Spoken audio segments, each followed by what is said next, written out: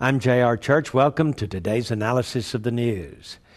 Well, according to news reports out of the Middle East, Saudi Arabia has been trying to mediate a meeting between our government and the Taliban. According to this article, the Saudis launched their mediation bid the last week of December 2008, and Mullah Omar of the Taliban and his party secretly visited Saudi Arabia in the guise of early Ramadan pilgrims. King Abdullah of Saudi Arabia promised that if the Taliban pledged to stop fighting and join the Afghan civilian government, it could count on Saudi political and financial support for its role in the Kabul administration. Mullah Omar was willing to travel to the kingdom while fighting U.S.-led forces alongside Osama bin Laden's al-Qaeda.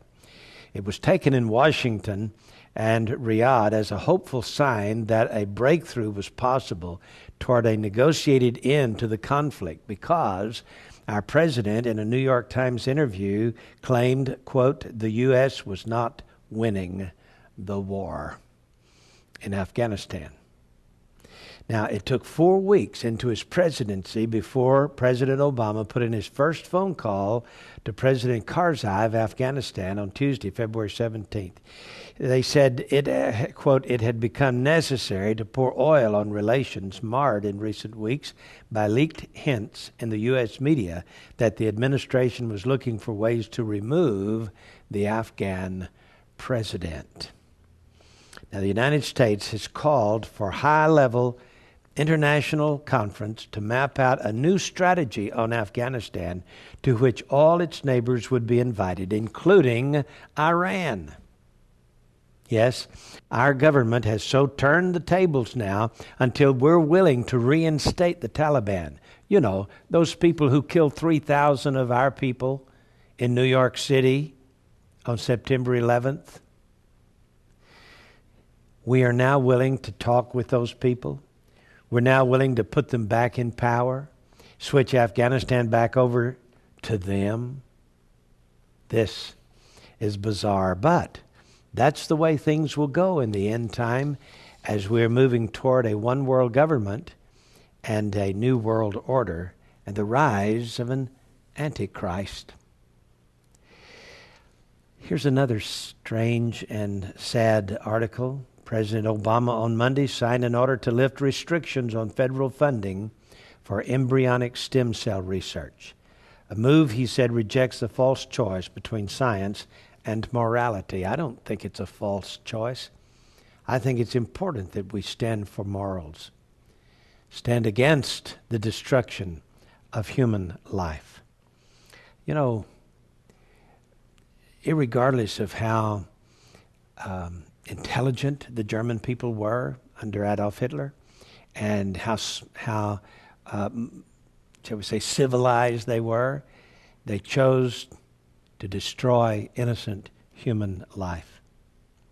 House Majority Leader John Boehner issued a written statement immediately after the signing, accusing Obama of contradicting his pledge to be a, quote, president for all Americans, end of quote. He said, the president has rolled back important protections for innocent life, further dividing our nation at a time when we need greater unity to tackle the challenges before us, Boehner said, adding that he fully supports non-embryonic stem cell research.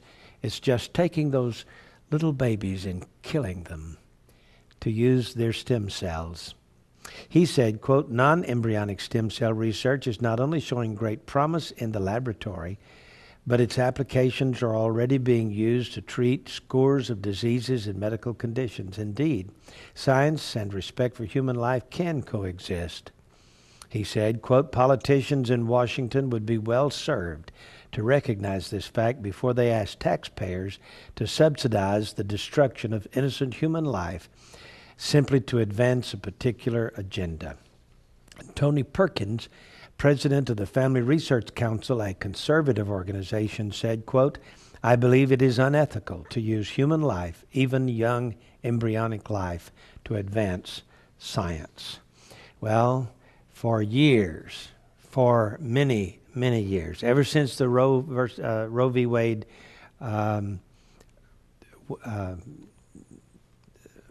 court case went to the Supreme Court, and the Supreme Court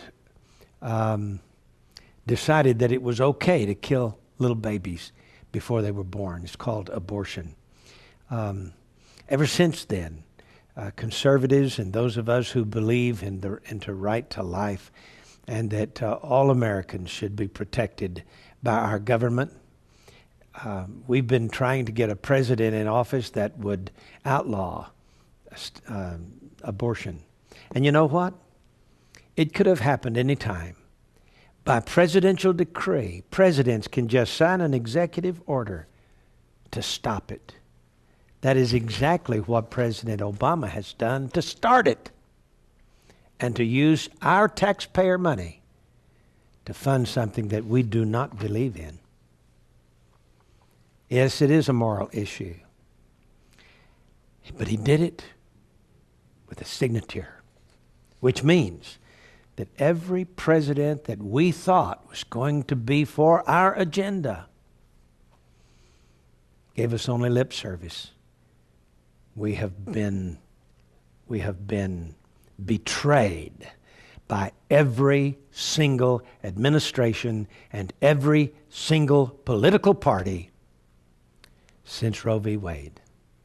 I can tell you this, one of these days Jesus Christ is coming back, and he's going to pronounce judgment upon those who committed such atrocities against the human race. Life, listen to me, life is sacred. One of the 10 Commandments says, thou shalt not kill, that is, commit murder. And the rabbis wrote, Flavius Josephus wrote, in the 1st century, that anyone who aborts their baby is a murderer. I'm J.R. Church. We'll see you again tomorrow with our analysis of the news.